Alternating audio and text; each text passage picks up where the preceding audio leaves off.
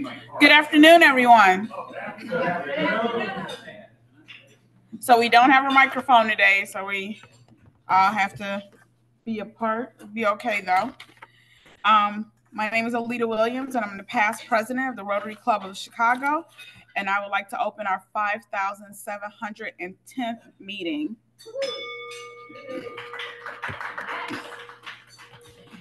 And today is a special day. This is our JOB1 luncheon, so it's always one of my favorite luncheons of the year. So, and with that, Lisa Russ is going to do our thought of the day.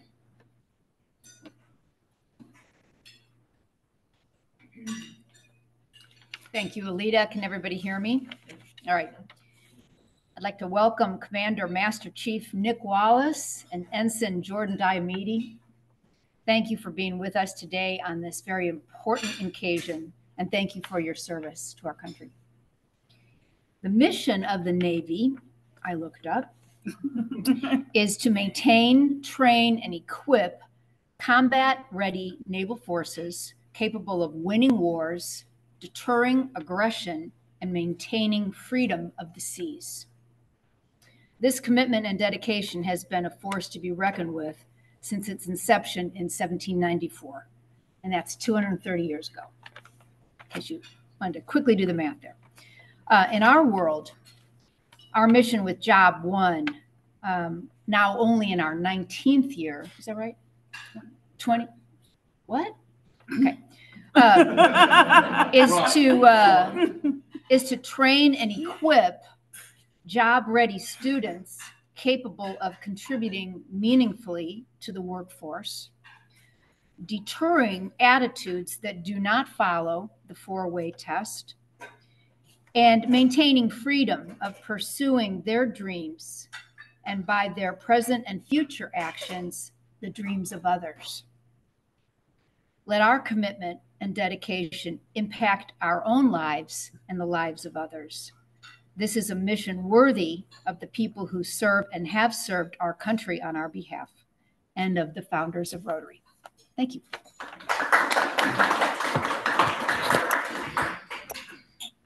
Sorry, I forgot to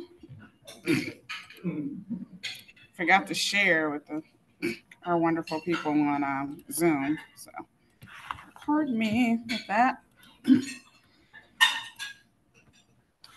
And so today our member fun fact is about Sean Stringer.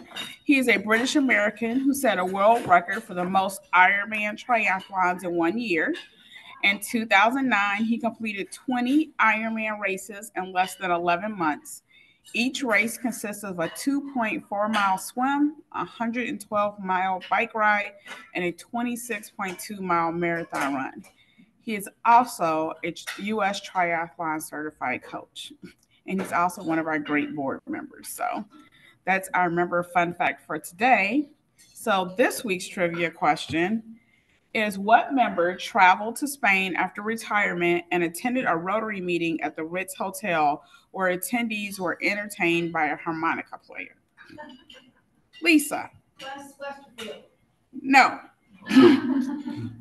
But you're close. Okay. Anybody else? It's real close. Betsy, it's right. Betsy Metzenheimer. So, right. That's why I say you're close. You're almost there. It was his wife. And as always, we are going to do, Ted said it first. So Ted, I have a sticker for you for getting the answer right. So every week we're going to do a member fun fact and then try to remember who the member fun fact was the week before. So we need fun facts on all of you wonderful people so that we can get to know you better. So please let us know and let Sarah know. And so to that, we want to start our wonderful award and appreciation banquet, which, there we go. So the call to service, walking through ranks to become the command master chief of one of the largest ships in the United States Navy fleet. In which, a fun fact, my grandmother was actually there when that boat was commissioned. I was looking at the slides. I was like, my grandma went to that. How fun. life lessons, and sea stories about leadership, teamwork, and the importance of service. Commander Master Chief Nick Wallace has served in the Navy for over 27 years. He has held various positions on board various nuclear powered submarines and ships. He has served in several key leadership roles, including the Command Master Chief of the Navy's only boot camp located north of Chicago. He is currently serving on board the America's flagship aircraft carriers, the U.S. George H.W. Bush, and a Chicago native, Master Chief.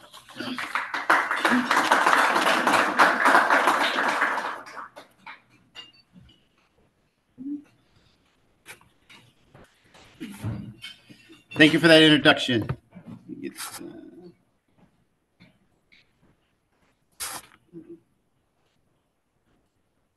Hey, good morning. I'm Command Master Chief Nick Wallace. I'm very honored, humble, and blessed to be here before you today.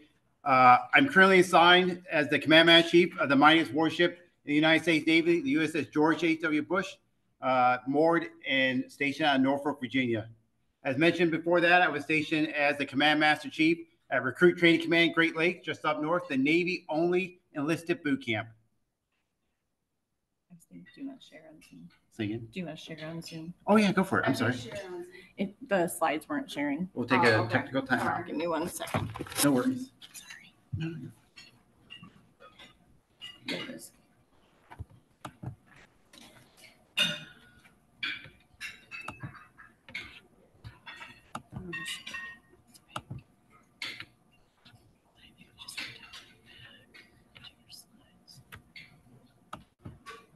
Go back to PowerPoint at the bottom.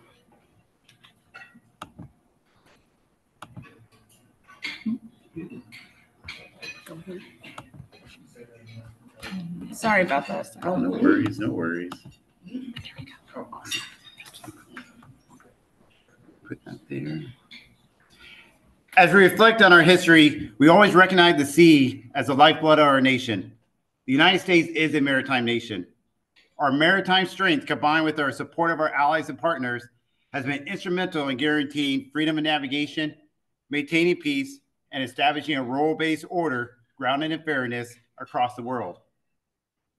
The security and prosperity of our nation depends on the U.S. Navy. However, the landscape is shifting. The threats we face are real and growing. Operating from a maritime sanctuary is no longer a luxury, and our adversaries have adapted their strategies to overcome this. Tomorrow's battlefield will be incredibly challenging and complex. We are preparing our sailors to be the best warfighters globally, equipped with cutting-edge systems, weapons, and platforms. Our focus is putting more capable players on the field, ready with the right skills and mindset. Everything that we're doing is through a warfighter lens to maintain our Navy status as the world's premier fighting force. Prioritize readiness and capabilities at sea, as well as logistics and support, require crucial in keeping our Navy ready to fly. My goal today is to provide you with a look at America's Navy, your Navy, and our enduring mission to protect and defend America and its interests worldwide. While Chicago is so vital to the Navy and the nation, my Navy journey, and my current command and his mission that we're currently doing right now. So why we do it? More than 41 million Americans, 26% of U.S. jobs are directly or indirectly tied to global trade. 26% of the USS manufacturing jobs depends on exports to other countries. More than 20% of all U.S. agriculture that is made in the United States is exported. America remains a global leader with global interests. Households and businesses throughout the United States benefit from a steady flow of resources and goods across the oceans. Our modern economy depends on access to the internet, which rides upon undersea fiber optic cables. As we look to the future, our economic and national security will continue to rely upon unrestricted seaboard trade, unimpeded access to markets, and a free and open rule-based order. The need for a strong Navy. Your Navy is operating in every ocean 24 hours a day, 7 days a week, 365 days a year. It is essential to emphasize that the Navy global mission remains focused on preserving the peace by protecting international law. In the face of emerging threats, the ongoing disruption and commitment is to maintain that rural-based order remains steadfast. A current example that we're facing today in counteracting these challenges is Operation Prosperity Guardian, which was initiated to address the threats and action by the Houthi rebels. Operation Prosperity Guardian, initiated in December of 2023, has facilitated the safe transit of about 1,500 merchant ships throughout the Red Sea. This operation is crucial given that the Houthi rebels have disrupted international commerce, restricted freedom of navigation of the seas, and posed a threat on ships affiliated with more than 55 different countries. As we navigate the complexity of the Red Sea operation and counteract evolving threats, the importance of integrating naval power and working with our allies remain key. I would tell you today, there's roughly, out of the 296 U.S. naval ships, roughly about 85 are deployed around the world, providing that global maritime strategy and freedom navigation of the seas. I would tell you these efforts ensure the steadfast and the stability remains here at home in the U.S. Your Navy is your away team. It's keeping the fight away and being that ready force when something happens. There's nothing more that intimidates other countries and other actors that might be up to something that's not so good when an aircraft carrier or a submarine is parked right off their coast. So why is Chicago so vital to the United States Navy? Chicago is a Navy town. I would tell you, I grew up in Chicago Heights, Glenwood, and I would tell you growing up, the only thing I knew about the Navy was Navy Pier. That's it. Didn't know much about the Navy history, right? We go back to Navy Pier. Originally known as the Municipal Pier, it was renamed Navy Pier in 1927 to honor the Navy personnel who trained there during World War I. During World War II, Navy Pier was once again used to provide flight training for naval aviators to teach them how to take off and land on board aircraft carriers. If you could envision two aircraft carriers parked at Navy Pier out, in Lake Michigan, and airplanes flying around and practicing takeoff and landing during the 1940s, had to be an interesting sight to see. During World War I and World War II, Chicago was the hub of providing supplies to the war front. We ranked number 2, only behind Detroit, in providing various supplies and gear needed for the warfighting effort. So what about today, right? One of the biggest contributions that the Chicago area makes to the United States Navy is about 1 hour north of here, RTC Great Lakes, Naval Station Great Lakes. It is the home of the Navy's only boot camp.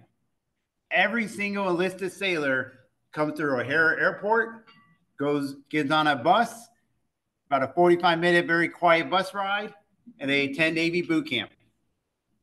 I would tell you, if you find yourself in O'Hare Airport between Monday and Thursday in Terminal 2, if you go down to the baggage claim, you'll probably see them in the evening time frame, lining up, getting checked and getting ready to go to boot camp. If you see them walking around the airport, you can't miss them. They'll probably have a Navy shirt on and carrying a yellow folder as they're quietly making their way through there. Just wish them luck, tell them thoughts and prayers with them, and I would advise them to do what they're told. Boot camp's about to start the minute they check in. But Chicago is a Navy town. It is something that I don't think we talk about. The Chicagoans talk about a lot, but the impact that happens here is key and is massive. So my Navy journey. I've been in the Navy for over 26 years. I did not think it was going to be 26 years. I thought it was going to be 4 years. My original goal in life was to be a firefighter. If you talk to my wife, she probably can dig out my high school senior photo dressed as a firefighter that is buried away. Hopefully it doesn't come out during the wrong time. But I joined the Navy, shipped off the boot camp, that I found myself working on board nuclear power submarines and absolutely fell in love with it. Not just the work, working on various equipments from diesel engines to high pressure air to hydraulics, but the people. The people, what truly empowers and makes the Navy its premier fighting force. Throughout my naval career, I've served on various submarines, from very old submarines such as the USS Parche to new top of the line, very sophisticated submarines, USS Jimmy Carter. In my current role, I am the Command Master Chief of an aircraft carrier, where I get to oversee operations along with my commanding officer, executive officer, of up to from about 3,000 sailors to about 5,000 sailors.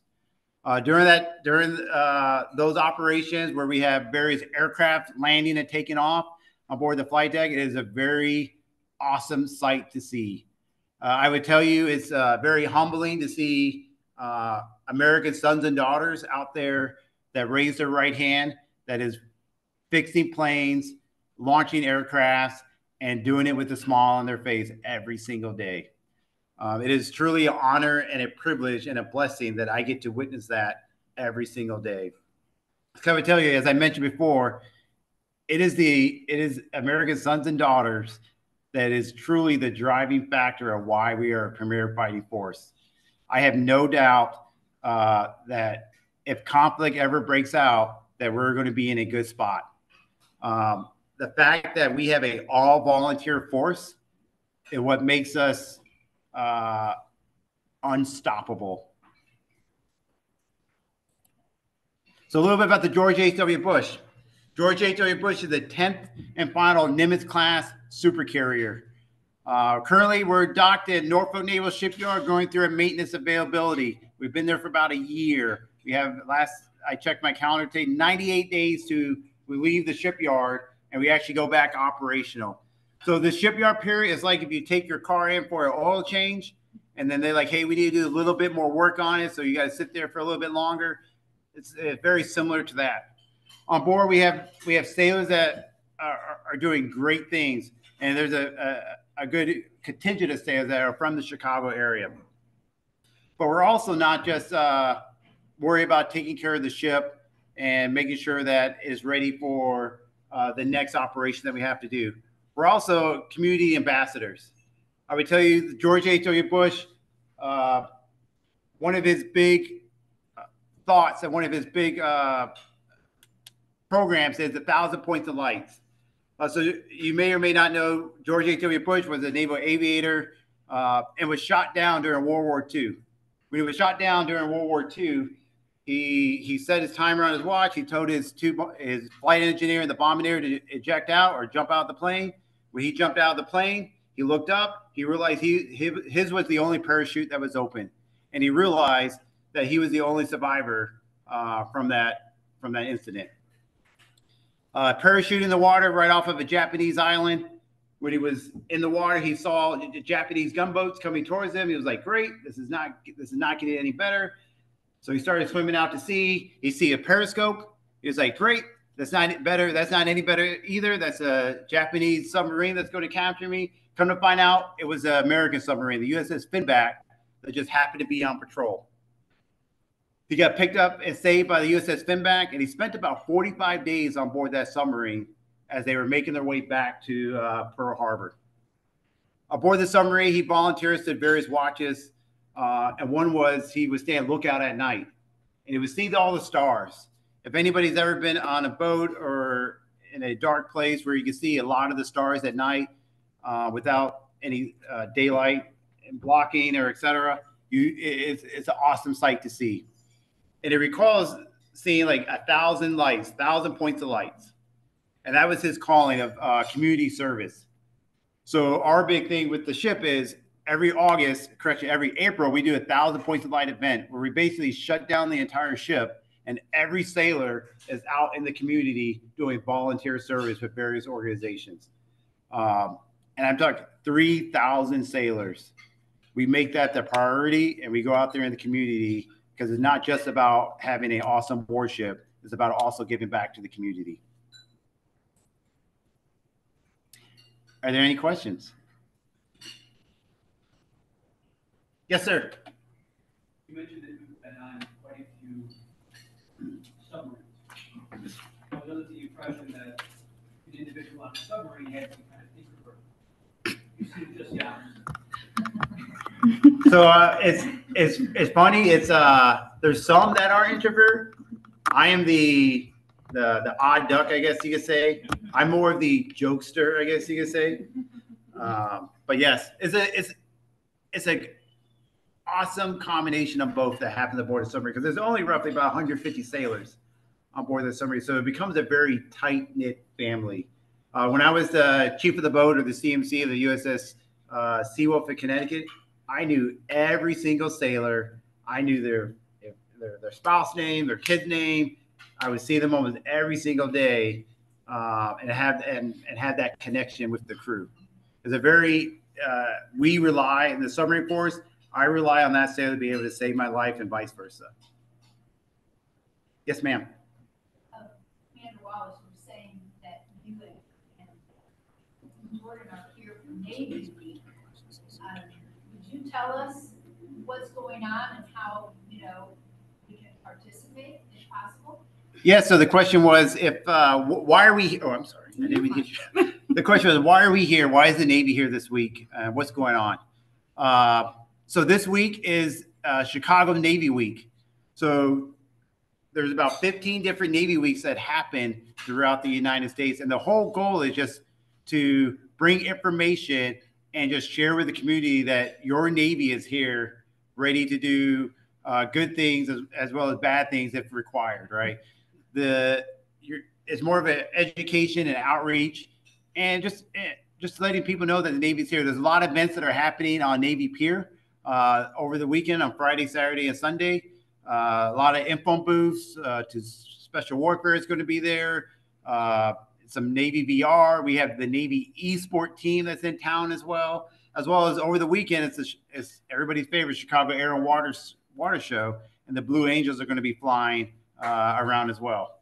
So you'll definitely hear them. I expect them probably be here in the next 2 days, buzzing around the city. Our last question. There's a request to stop sharing the screen for 1 more minute.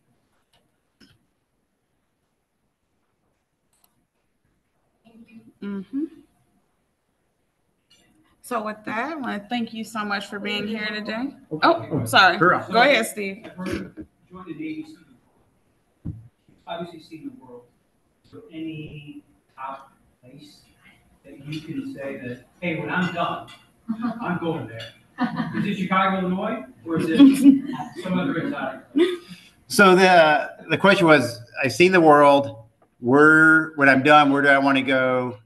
Where do I want to end up, or where do I want to go back and visit? That's a tough question. I've been very lucky, very blessed. I've been to a lot of great places.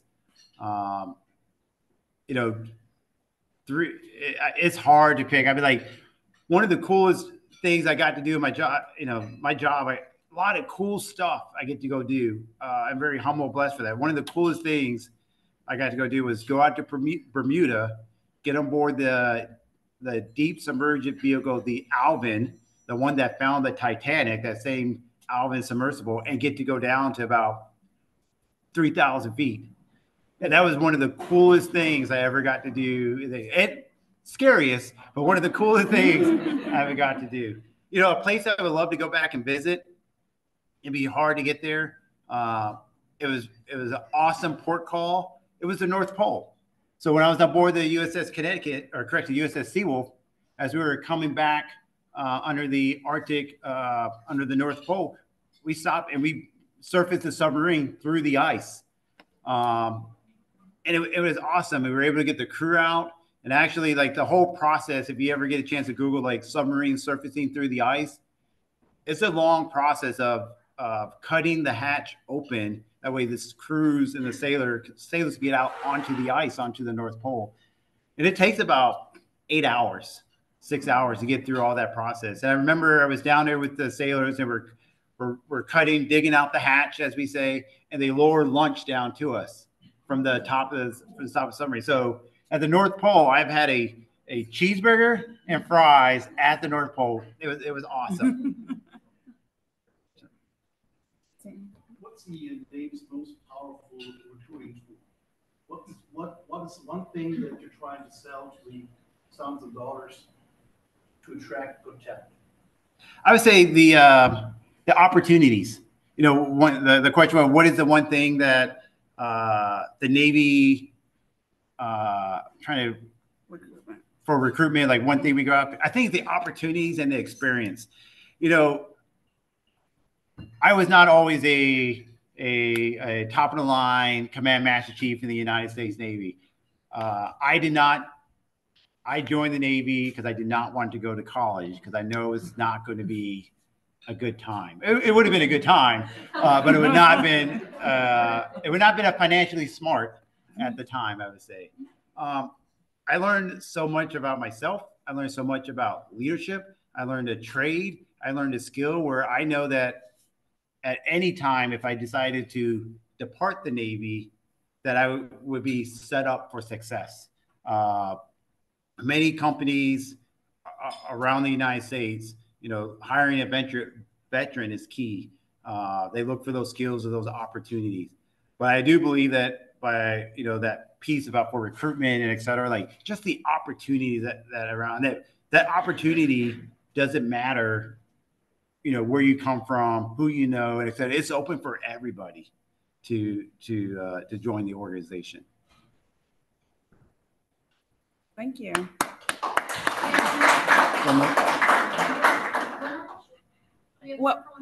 Well, okay. I'm sorry. So, in case someone has no skill, 100%. If the question was someone doesn't have skills going to be recruited, 100%. I did not learn through high school how to work on nuclear power submarines. They teach me, they train me, right? So there's a process for that.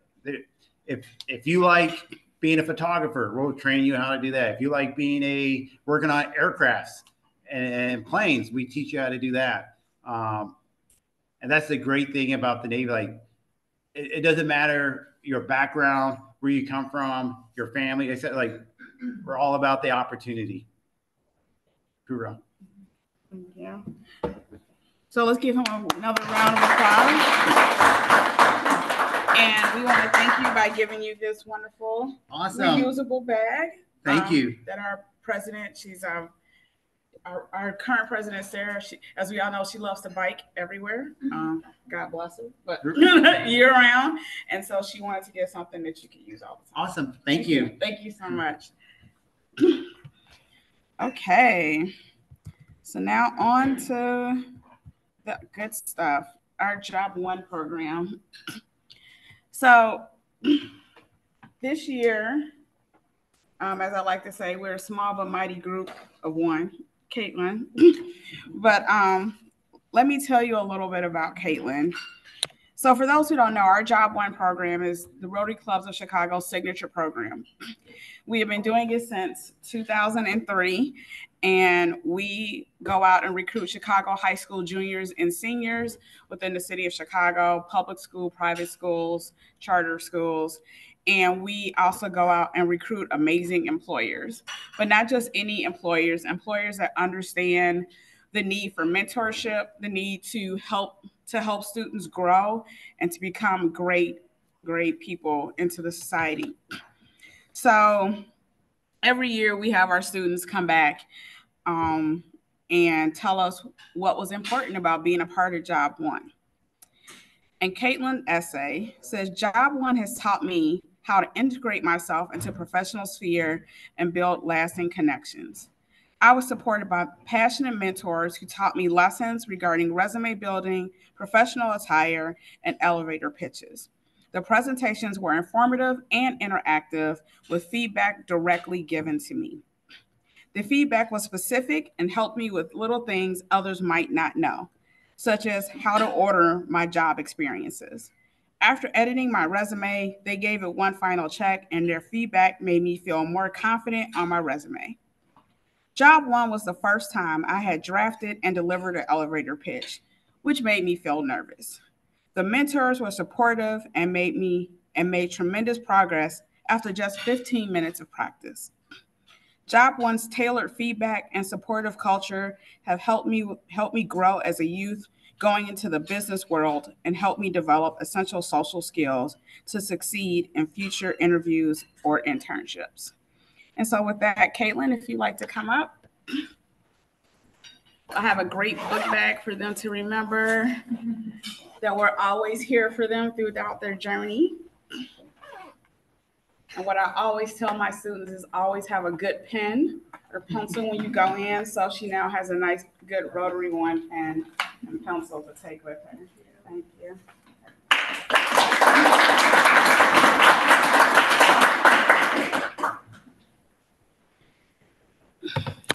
And what others may not know, this year we launched Rotary Means Business, and Rotary Means Business actually had a conference this year. And so I emailed Caitlin. Caitlin's still in high school. She's a rising senior. I put down Whitney Young. I'm really sorry. It's Walter Payton. Forgive me. And I was like, we have this great conference. Would you like to come? And Caitlin was so excited to come. And everyone that she's met and everyone that I talked to from the conference was like, Caitlin was so great. She was informed. She knew the questions she wanted to ask. And it just made me great to see how we're helping students into the future. And then this year we had a new JOB1 employer called Whitson Wonder Productions. They're an event planning company that is here in Chicago, Wisconsin, and Michigan. So Caitlin had 100% remote internship this year. And our new employer has been so proud with her work and plans to be a JOB1 employer next year. Ebony is on Zoom, and we just want to say thank you so much for being a partner with us this year. I'd also like to thank our JOB1 committee, Robert Harney, who had to travel today, Andrew O'Connor, who is recovering from a broken leg, and Lisa Russ, Joel, who are here, and Jalen, sorry. So now the great part, our college awards. So as I mentioned, we decided right after COVID or right during COVID that college doesn't become less expensive as you go through college. It became more expensive. So we opened the opportunity for our students to come back every year while they were in college to apply for additional funds to help them through college. And so we have four students, but three of them are not here. They are on Zoom. But let me give you a little thoughts into how they felt about the JOB1 program. So Maya Banks, in her essay, said the JOB1 experience has helped me learn that each person is unique. I stayed in my own comfortable bubble. That is, until I was exposed to my first work environment. This was a safe haven, a nonprofit that gives resources to those in need. I had never seen firsthand what people in need went through. They are just people like me who have their own dreams and desires. I saw this going to my internship every week. I realized that these people were misunderstood. They were unfairly judged. It wasn't right that these people were just seen as homeless. Everybody, no matter what their class, deserves to be well treated. This is one reason why I want to help those in my community thrive. We are all human and we all have needs. Using the skills I learned from them, generosity, diligence, and kindness, I hope to provide for people's basic needs through mental wellness and education. And then we have Malachi Neely. He spoke to us earlier this year as we did help him go to Uganda with his school. And in Malachi's essay, through the JOB1 program, I was able to gain real work experience that I would never have attained without this program. To participate in actual interviews provided me the opportunity to communicate with actual employers. They allowed me to gain valuable interviewing experience, but also gave me the opportunity to network and create connections that that could potentially benefit me in the future. I feel that this opportunity has helped me to build my resume by providing me with transferable skills for my future career in journalism. Since many men of color do not get the opportunity to network and connect with a variety of people before entering college, I feel that I have a competitive edge. Without this experience and without JOB1, I wouldn't be as prepared to enter college and my career as I am today. I am grateful for this opportunity and intend to use my voice and position to serve my community and beyond.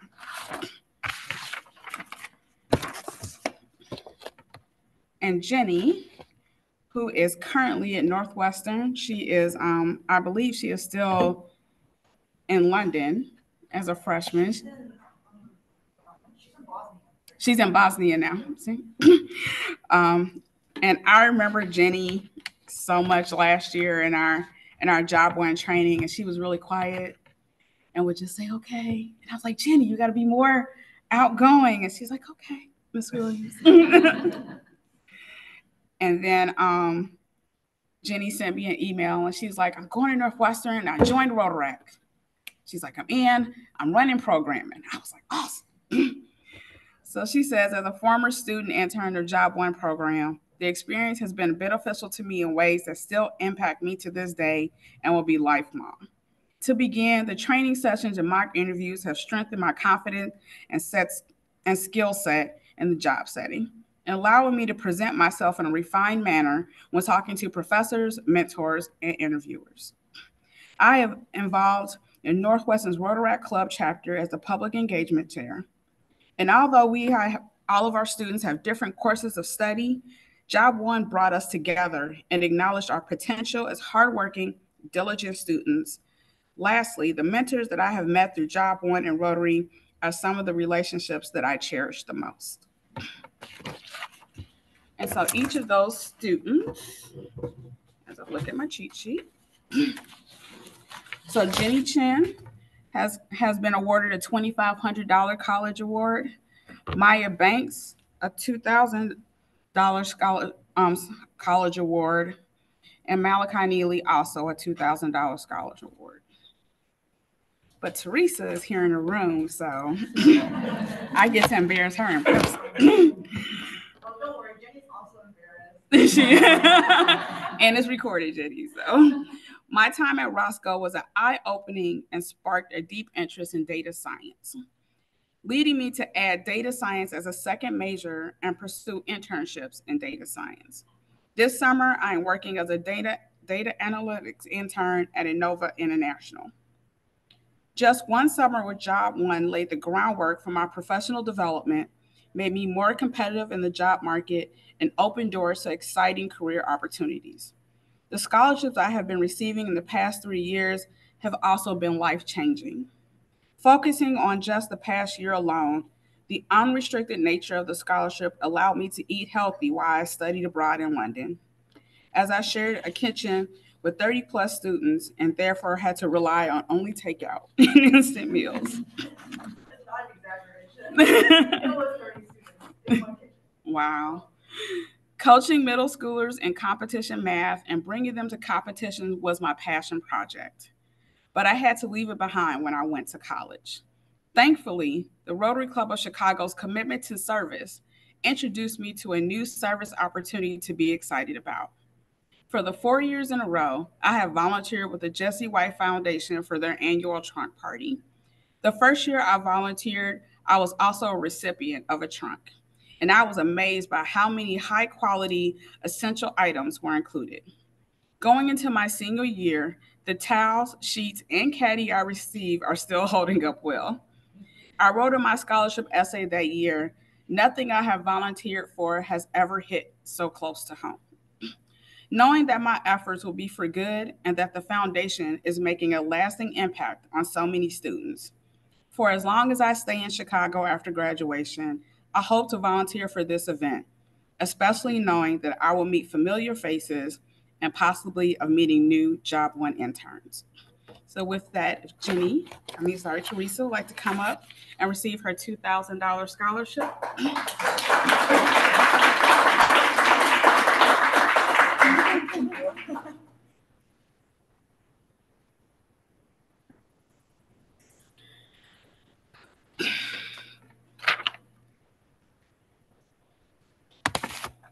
also have another college award, the Carl Zimmerman Award. Carl Zimmerman was a wonderful entrepreneur and member of the Rotary Club of Chicago who very sadly died suddenly right at the beginning of the pandemic. And he loved JOB1. It was truly one of his passion projects. And so, with that, we had decided to start an award for students who were either interested in entrepreneurship or were interested in the STEM fields. And so, with that, we are also awarding Jenny Chan and Teresa Pan an additional $1,000 Carl Zimmerman Award Scholarship.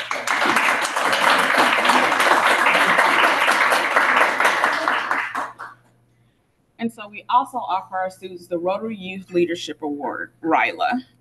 So for those who don't know, RYLA is an opportunity in which we take youth from around the world, and every district has their own Rotary Youth Leadership Award. And so in District 6450, we sponsor students to go on Columbus Day weekend for 3 days to learn how to be a leader and how to learn from other leaders in their community that look like them, that are their age, may not look like them and are their age, and from different communities. And to learn how to be a leader, how to grow together, and how to build upon and work together. And so this year, Caitlin will be our Rotary Youth Leadership Award recipient.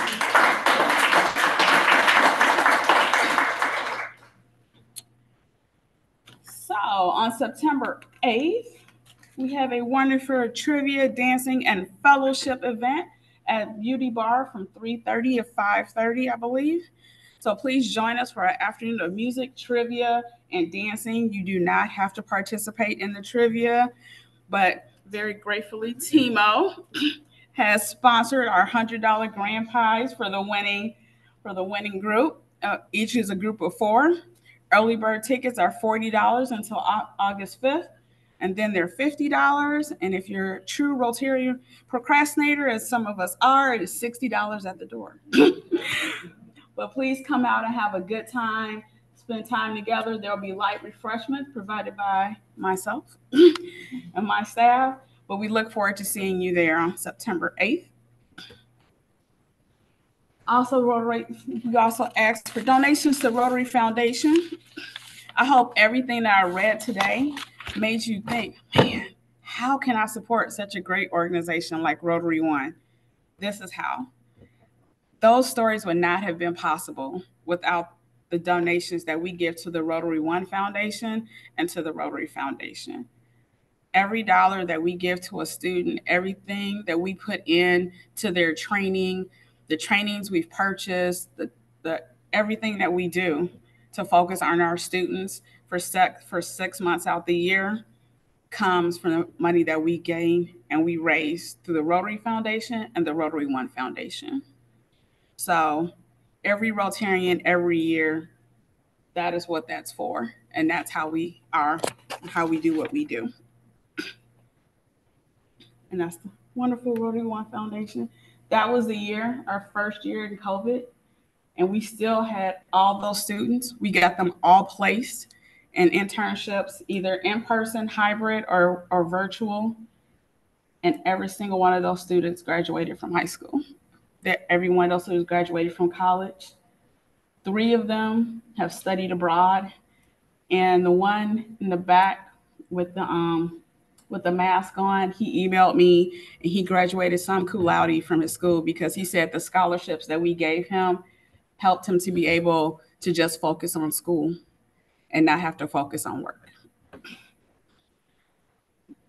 So we would like to thank you for attending today. And with that, if everyone could stand, we're going to say the 4-way test of the things we think, say, or do. Number 1, is it the truth? Number 2, is it fair to all concerned? Number 3, will it build goodwill and better friendships? And number 4, will it be beneficial to all concerned? And number 5, will it be fun? And with that, I adjourn the meeting.